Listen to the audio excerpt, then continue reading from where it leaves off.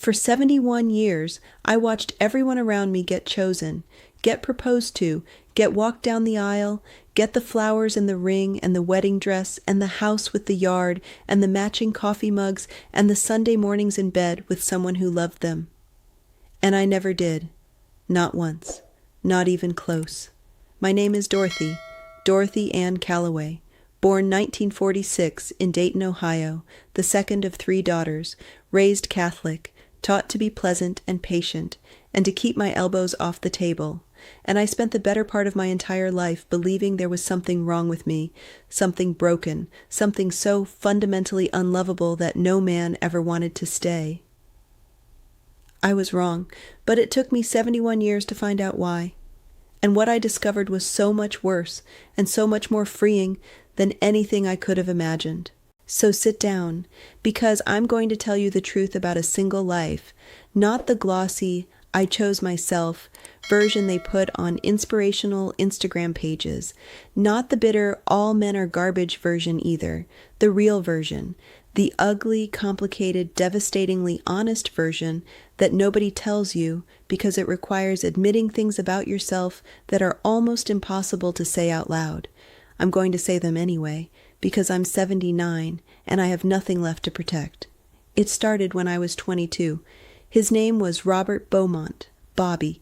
He had dark hair and green eyes and a laugh that filled up every room he walked into, and he kissed me on a Tuesday afternoon outside the public library where I worked, and I thought, this is it, this is the person, this is my person. I had never been so sure of anything in my life.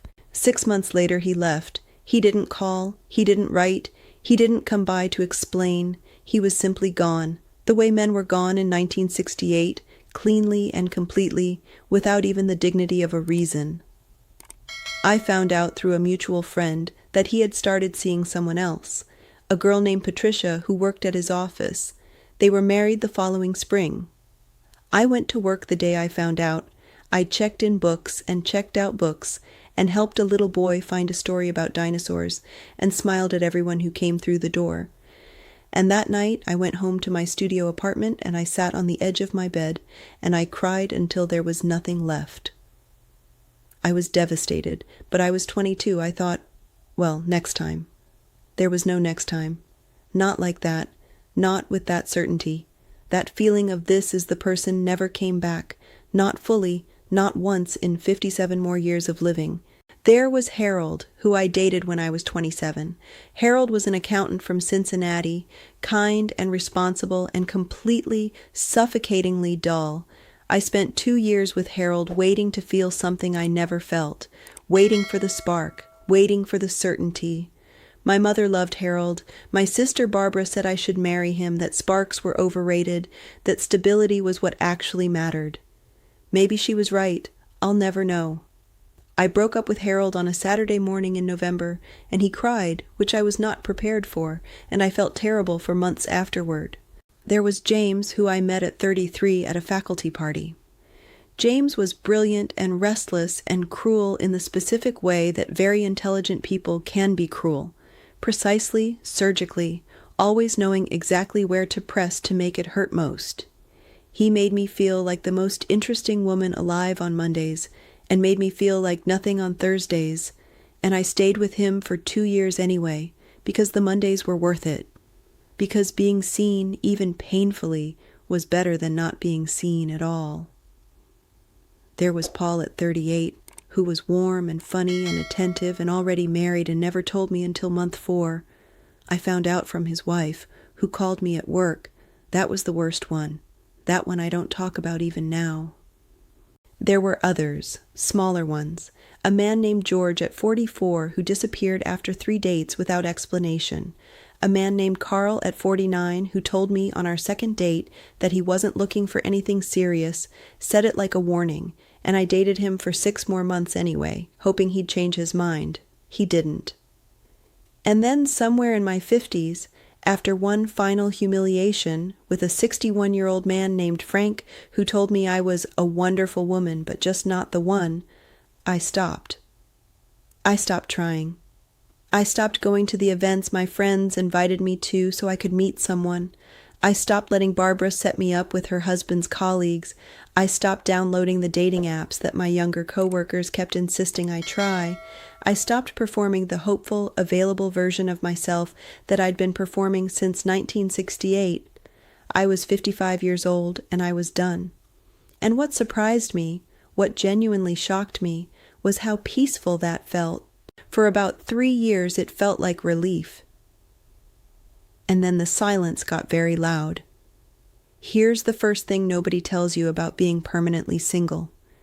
The loneliness is not what you think it is. Everyone assumes you're lonely because you don't have company. You don't have someone to eat dinner with, someone to sleep next to, someone to call when something goes wrong at 2 a.m. And yes, that's real. I won't pretend that's not real.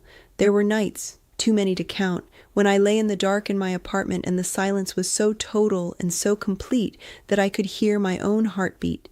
Nights when I would have given anything at all, for the simple animal comfort of another body nearby. Nights when I understood completely, in my bones, why people stay in bad relationships, why people endure things they shouldn't endure. Because the alternative, this specific physical silence, is its own kind of suffering. I'm not going to minimize that. That loneliness is real. But that's the small loneliness, the surface loneliness, the one people understand when you describe it. The real loneliness is deeper and stranger, and it took me decades to name it. The real loneliness is the loneliness of being unwitnessed. When you're married or partnered or with someone who truly knows you, there is a person on this earth whose job, at least partly, is to see you, to know you, to track your changes over years and decades and remember your history and notice when you're not quite yourself and say, "What's wrong?" before you've said a word. There is someone who knows the before. Who was there for the before? Who can look at the after and understand what it cost? I never had that person. I had friends, good ones truly. My friend Martha has known me since we were 19 years old, since the first week of college, and she loves me and I love her in the way that only old friends can love each other, with full knowledge of all the embarrassing and difficult and unflattering parts. But Martha has a husband and children and grandchildren, and I am one thread in a very full tapestry, a beloved thread, but one of many. I cannot be her whole world. That would not be fair to either of us. So there were entire decades of my life, entire decades, when I changed and grew and struggled and transformed and fell apart and put myself back together, and no one saw the whole arc. No one witnessed it continuously. My friends saw pieces, my sister saw pieces, but no one saw all of it. No one was tracking. I would get through something hard, a health scare, a terrible stretch at work when a new director came in and made my life miserable for 2 years, a period of depression in my late 60s that I never fully told anyone about, a night, many nights, when the loneliness sat on my chest like something physical, like a weight I couldn't lift. I would get through these things, and there was no one to tell who understood what the before and the after meant, because no one had been there for the before.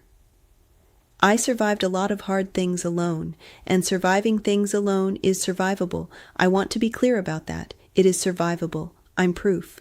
But there is something that happens to your sense of your own reality when no one is tracking you, when no one is witnessing. You start to wonder sometimes if things really happened, if you really felt what you felt. You start to keep very detailed journals just to prove to yourself that your life is real, that it occurred, that you were there.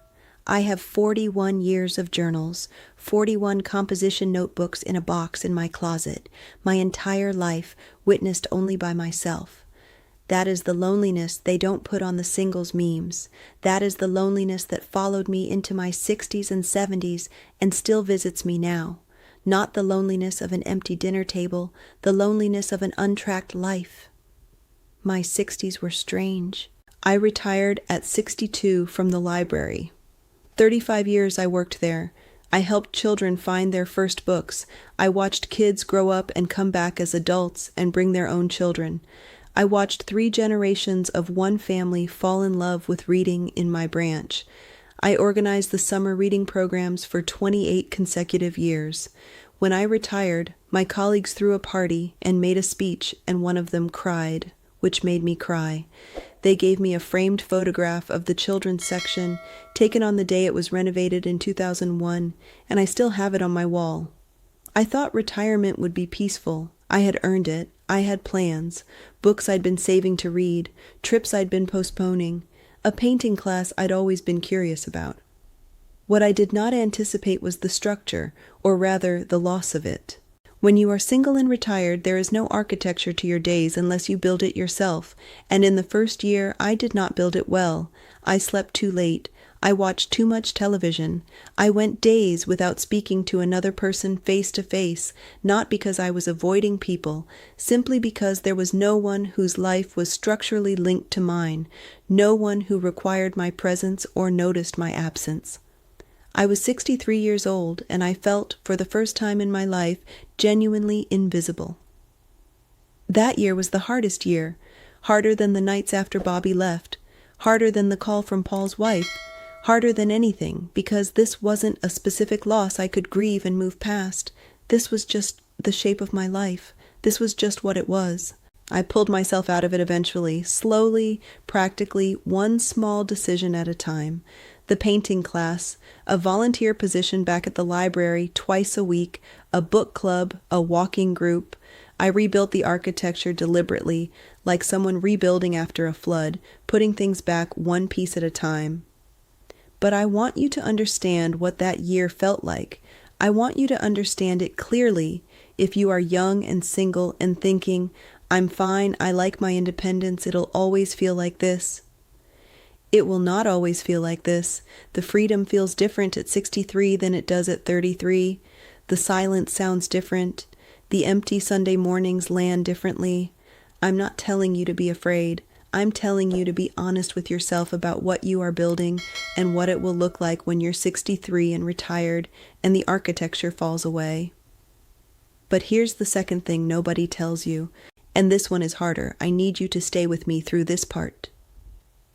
I was 67 years old when my doctor discovered a tumor on my left kidney, benign as it turned out. But for 3 weeks we didn't know that. For 3 weeks I sat in my apartment and I thought I was dying. I arranged my journals. I wrote letters to Barbara and to Carolyn and to Martha. I thought about what I would leave behind and who would come to the funeral. And I thought about my life. Not the highlights version. Not the version I would have told at a party. The real one. The unedited one. The one I'd been keeping in those 41 composition notebooks. And I asked myself a question I had never in 67 years asked myself directly and without flinching. Why didn't anyone want to marry me? Not as a statement of self-pity, not as a cry into the void, as a genuine, sober, honest inquiry. Why? I'd been alive for 67 years. I was educated. I was interesting. I had read more books than almost anyone I knew. I had traveled. I had a career I was proud of. I had friends who loved me. I was not ugly. I was not cruel. I was not stupid. So why?